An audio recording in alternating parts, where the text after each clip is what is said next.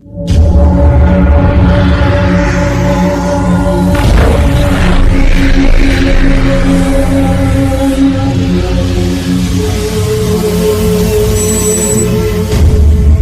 पर topic start करने जा रहे हैं ब्रीथिंग, है ना। लंग्स हम लोग पढ़ चुके हैं, लंग्स का एक्सटर्नल स्ट्रक्चर और इंटरनल स्ट्रक्चर दोनों लोग पढ़ चुके हैं। अब हम लोग पढ़ना है कि ब्रीथिंग क्या होता है, यानी नॉर्मली जो ह्यूमन है, हम लोग ह्यूमन फिजियोलॉजी पढ़ रहे हैं, तो ह्यूमन जो है वो नॉर्मली ब्रीथ कैसे करता है। ब्रीथ का मतलब होता है कि हम श्वास कैसे लेते हैं, है ना। ब्रीथिंग कैसे होती है, और ब्रीथिंग में दो कॉन्सेप्ट होता है, मतलब दो प्रोसेस होता है। पहली बार हम लोग एक बार क्या करते हैं कि एयर इनहेल करते हैं, एयर को लेते हैं अंदर, इसे हम कहते हैं इनहालेशन, या इसे हम एक अलग नाम यूज करते हैं इंस्पायरेशन। इंस्पायरेशन इसी कहते हैं इनहालेशन, क्योंकि हम इनहेल कर रहे हैं, ले रहे हैं इनसाइड द लंग्स, इसे हम लोग कहते हैं इंस्पायरेशन या इनहेलेशन। क्लियर। और जो दूसरा होता है, जब हम एयर को बाहर निकालते हैं तो उसे हम लोग कहते हैं एक्सपायरेशन। एक्सपायरेशन कहते हैं, ठीक है, एक्सपायरेशन कहते हैं, ठीक है। इसको हम आउट ब्रीथ भी कहते हैं, क्या कहते हैं, आउट ब्रीथ भी कहते हैं, क्योंकि हम एयर को क्या कर रहे हैं, बाहर निकाल रहे हैं लंग से, इसे हम आउट ब्रीथ भी कहते हैं। क्लियर हो गई बात। अब ध्यान दीजिए, सबसे खास बात यह है कि ब्रीथिंग में होता क्या है, बस दो ही प्रोसेस होता है। एक कि जो एयर आपके एटमॉस्फेयर में है, सिंपल से बात समझिएगा, जो एयर आपके एटमॉस्फेयर में है वह एयर आपके लंग्स में जाएगा, ठीक है। और जब ये चला गया तो फिर लंग्स से जो एयर होगा वो कहाँ जाएगा, एटमॉस्फेयर में जाएगा। बस यही दो प्रोसेस होते हैं, ठीक है। इनहेलेशन में क्या होता है, यानी इंस्पायरेशन में क्या होता है कि जो एयर होता है वो एटमॉस्फेयर से कहाँ आता है, लंग्स में, ठीक है। और जो एक्सपायरेशन होता है इसमें एयर लंग्स से कहाँ जाता है, एटमॉस्फेयर में। बस में क्लियर इतनी बात। अब अगर एयर एटमॉस्फेयर में है और उसे कहाँ जाना है, लंग्स में जाना है, या लंग्स में है उसको एटमॉस्फेयर में जाना है, तो एयर है, एयर मूव करेगा, एयर क्या करेगा, मूव करेगा। देखिए एयर को मूव करने के लिए क्या चाहिए, एक प्रेशर चाहिए। एयर को मूव करने के लिए क्या चाहिए, प्रेशर चाहिए। और वह जो प्रेशर है, वह प्रेशर क्या होगा, हमेशा एयर क्या होगा, अपने high pressure to low pressure, यानी अपने अधिक दाब से कम दाब की तरफ, high pressure to low pressure, वो हमेशा क्या करता है, मूव करता है। तो मेरी बात नहीं है। अब यहाँ पर खास बात यह है कि आखिर ये मूव कैसे करेगा, प्रेशर कैसे क्रिएट होगा, क्योंकि एटमॉस्फेयर का प्रेशर तो फिक्स है ना, समझ बात नहीं। एटमॉस्फेयर का प्रेशर क्या है, फिक्स है। वो एटमॉस्फेयर का प्रेशर कितना होता है, 760 mmHg, यानी 760 mmHg इसका प्रेशर होता है। एटमॉस्फेयर फिक्स है, ये बदलने वाला नहीं है ना। ऐसा नहीं कि हमने कह दिया कि हवा जो है वो गर्मी का जो है कि हमको एयर लेना है अंदर लंग्स के अंदर, हमने कहा कि एटमॉस्फेयर को वे अपना जो अपना प्रेशर बढ़ा लीजिए, ऐसा नहीं होता। वह प्रेशर फिक्स है, ठीक है। बस होता क्या है कि हमारे थोरैसिक कैविटी, लंग्स कहाँ स्थित है, थोरैसिक कैविटी, हमारे थोरैसिक कैविटी का जो प्रेशर है, या हम ये कहें कि हमारे लंग्स का जो प्रेशर है, लंग्स को हम लोग क्या करते हैं, पल्मोनरी करते हैं, तो पल्मोनरी का जो प्रेशर है वो क्या होता है, इंक्रीज करता है, डिक्रीज करता है, घटता और बढ़ता है। एग्जाम्पल ऐसे समझिए, आपने कभी ध्यान दिया होगा कि जब पहले बर्फ बेचने के लिए आते थे, या आज भी आते होंगे, तो बर्फ जब बेचने के लिए आते अपने साथ एक भोपाल आते थे, वो रबर का बना होता था, उसके पीछे वाला, और आगे ऐसे वो उसमें हार लगा होता था, उसको ऐसे बार प्रेस करते थे तो उस आवाज आती थी। ऐसा होता था नहीं होता था। अब आप सोचिए कि जो प्रेशर उस मतलब जो पीछे जो रबर का बना होता है स्ट्रक्चर, ऐसा कुछ ऐसा होता था, कुछ इस तरीके से।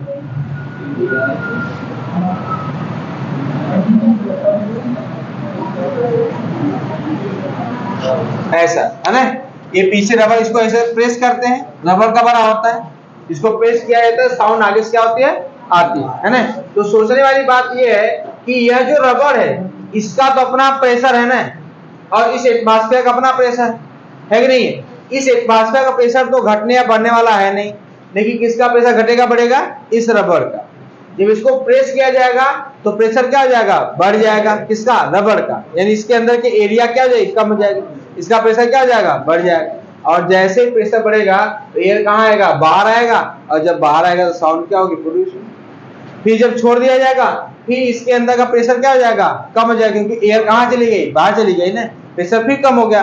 जब प्रेशर कम होगा तो फिर एयर कहाँ चला जाएगा, इसके अंदर। समझ में बात नहीं, क्योंकि एटमॉस्फेयर प्रेशर ज्यादा, एटमॉस्फेयर का जो प्रेशर है वो तो फिक्स है ना, वो तो घटने बढ़ने वाला है नहीं। हमने क्या किया, जब इसको प्रेस किया इसका प्रेशर बढ़ गया, और जैसे ही प्रेशर बढ़ा तो एयर कहाँ चला गया, बाहर। लेकिन जैसे अभी इसको छोड़ा तो इसका जो प्रेशर था वो मिनिमम हो गया ना, कम हो गया, किसके अपेक्षा, एटमॉस्फेयर की अपेक्षा, इसलिए एयर कहाँ चला गया। समझ में बात नहीं। ठीक इसी प्रकार हमारा लंग्स भी काम करता है। होता क्या है कि हमारा जो थोरेसिक कैविटी है जिसके अंदर हमारा लंग्स सिचुएटेड है, होता क्या है कि इसमें 3 स्ट्रक्चर्स होते हैं, ठीक है। पहला तो होता है आपका डायफ्राम, क्या होता है, डायफ्राम। जैसे यहाँ पर ये आपको डायफ्राम दिख रहा है, इसका नाम है डायफ्राम।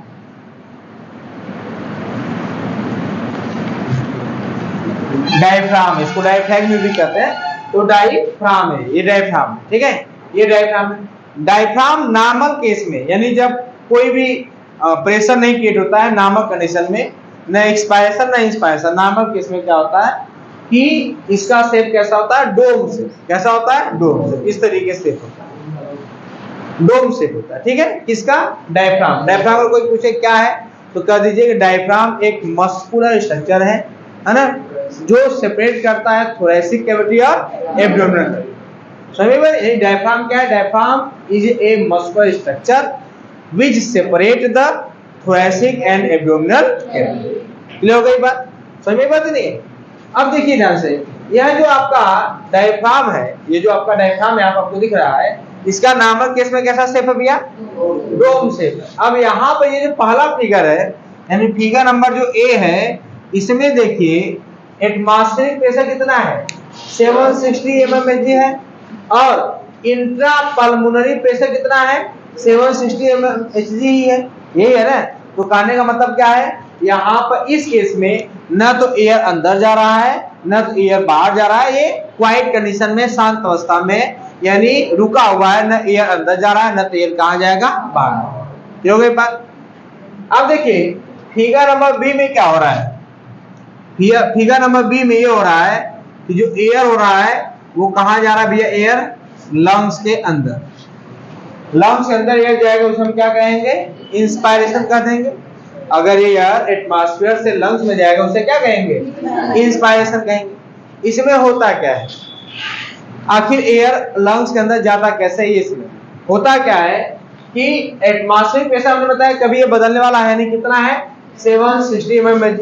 लेकिन यहाँ पर इंट्रा पल्मोनरी प्रेशर क्या होता है, 758 हो जाता है, मतलब 2 पॉइंट क्या होता है, घट जाता है, जिससे कि आपके थोरैक्स का, यानी जो थोरेसिक चैम्बर है, या हम कह दें कि आपका लंग्स का, पल्मोनरी का जो प्रेशर वो क्या हो गया, मिनिमम हो गया, कम हो गया, और एटमॉस्फेरिक प्रेशर क्या हो गया, ज्यादा, उतना ही है। तो एटमॉस्फेरिक प्रेशर ज्यादा हो गया है और लंग्स का प्रेशर क्या हो गया, कम हो गया है, जिससे एयर क्या हो रहा है, high pressure to low pressure क्या हो रहा है, मूव कर रहा है, यानी एयर कहाँ आ रहा है, आपके लंग्स के अंदर।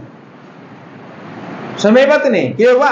थर्ड क्या है आपका, फिगर नंबर थर्ड क्या है, यहाँ पर देखिए, यहाँ पर ये है, यानी सी में क्या हो रहा है कि यहाँ पर एक्सपायरेशन हो रहा है, मतलब एयर जो है वो कहाँ हो रहा है, लंग से कहाँ जा रहा है, बाहर जा रहा है।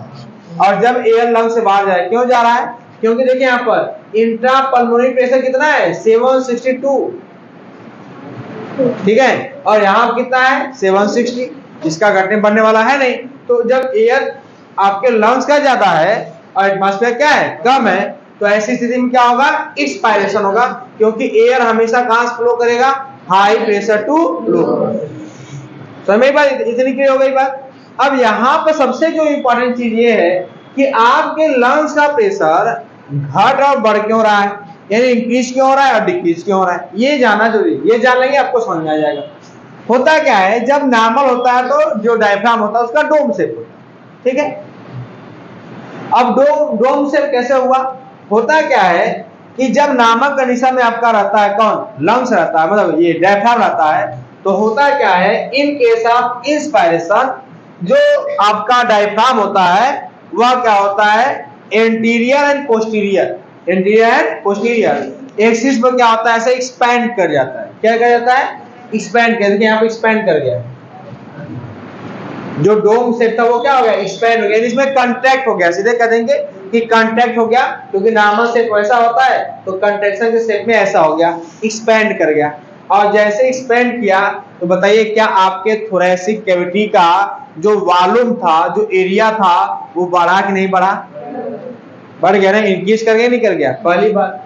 दूसरी बात क्या होती है, एक तो ये हो गया डायफ्राम की वजह से, दूसरी बात क्या होती है, या आपके यहाँ पर आपको दिख रहा होगा, यहाँ पर आपके इस वहां पर एक हड्डी होती है, एक बोन होता है, इसका नाम होता है स्टर्नम, और स्टर्नम से ऐसे रिब्स निकले होते हैं, है ना। और रिब्स के बीच में होता क्या है, मसल्स होते हैं। जैसे फॉर एग्जांपल ये दो रिब्स है ना, इनके बीच में ऐसे मसल्स होते हैं, ठीक है। तो रिब्स के बीच में क्या होती है, मसल्स होती है। इन मसल्स को हम लोग कहते हैं एक्सटर्नल इंटरकोस्टल मसल्स। क्या कहते हैं, एक्सटर्नल इंटरकोस्टल मसल्स। होता क्या है कि यह जो आपका एक्सटर्नल इंटरकोस्टल मसल्स होता है, यह जैसे ही कांटेक्ट करता है, ध्यान देना, जैसे क्या होता है, कांटेक्ट करता है आपका स्टर्नम और रिब्स, स्टर्नम और रिब्स यानी जो पसलियां होती हैं वह डार्सी वेंट्रल, अब आगे वाला सरफेस क्या है, वेंट्रल है, पीछे वाला क्या है, डॉर्सल। तो डार्सी वेंट्रल एक्सिस पर, किस एक्सिस पर, डार्सी यानी आगे और पीछे, ठीक है, एक्सपेंड कर जाता है यानी बढ़ जाता है। यानी होता क्या है, जैसे ये कांटेक्ट करता ना, आपका जो रिब्स और स्टर्नम है वह आउटवर्ड यानी बाहर की तरफ, ठीक है, एंड अपवर्ड ऊपर की तरफ। तो बाहर की तरफ और ऊपर की तरफ ऐसे क्या होता है, एक्सपेंड होता है। कौन, आपका ये स्टर्नम और आपका ये कौन, रिब्स। डायफ्राम तो पहले एक्सपेंड कर चुका है, इसके जो वॉल्यूम बढ़ना तो बढ़ चुका है। अब किसकी बारी है, स्टर्नम और रिब्स की, और किसकी वजह से होगा, एक्सटर्नल इंटरकोस्टल मसल्स, ठीक है। और जैसे ही एक्सपेंड करेगा तो क्या होगा बताइए, अब आपके लंग्स का यानी जो थोरैसिक चैम्बर है इसका एरिया बढ़ेगा नहीं बढ़ेगा, और जैसे एरिया बढ़ता है यानी वॉल्यूम बढ़ता है तो प्रेशर क्या होता है, लो होता है, होता ही नहीं होता है। तो आपके लंग्स का जो प्रेशर वो क्या हो गया, लो हो गया। लो कितना हो गया भैया, 758 mmHg हो गया। और आपके एटमॉस्फेरिक प्रेशर कितना है, 760 mmHg है। तो होगा क्या, अब air high pressure to low pressure क्या होगा, मूव करना शुरू कर देगा, यानी एयर आ जाएगा आपके लंग से अंदर। इसे हम लोग कहेंगे, इस प्रोसेस को हम लोग कहेंगे इंस्पायरेशन। क्या कहा जाएगा, इंस्पायरेशन। तो मेरी बात नहीं क्लियर हो गई बात, कोई दिक्कत इसमें। अब देखिए सेकेंड जो प्रोसेस का नाम क्या है, एक्सपायरेशन। एक्सपायरेशन, एक्सपायरेशन में क्या होगा भैया, अब देखिए जो डायफ्राम कंट्रैक्ट होकर एक्सपैंड हो गया था वो तो अब पुनः नॉर्मल कंडीशन में आएगा, आएगा नहीं आएगा। तो जब नॉर्मल कंडीशन फिर शेप कैसा हो जाएगा, डोम शेप हो जाएगा। तो देखिए यहाँ पर कैसा शेप हो गया, डोम शेप हो गया, ठीक है, नंबर सी में डोम शेप हो गया, पहली बात। दूसरी बात क्या, अच्छा जब ये डोम शेप हुआ तो बताइए जो एक्सपैंड करने से जो एरिया बढ़ गया था, जो वॉल्यूम बढ़ा था वो अब फिर घट गया, घटा नहीं घटा, घट गया। अच्छा दूसरी बात, जो आपके एक्सटर्नल इंटरकोस्टल मसल्स थे जो कंट्रैक्ट किए थे, अब वो भी तो रिलैक्स कंडीशन में आएंगे, आएंगे नहीं आएंगे।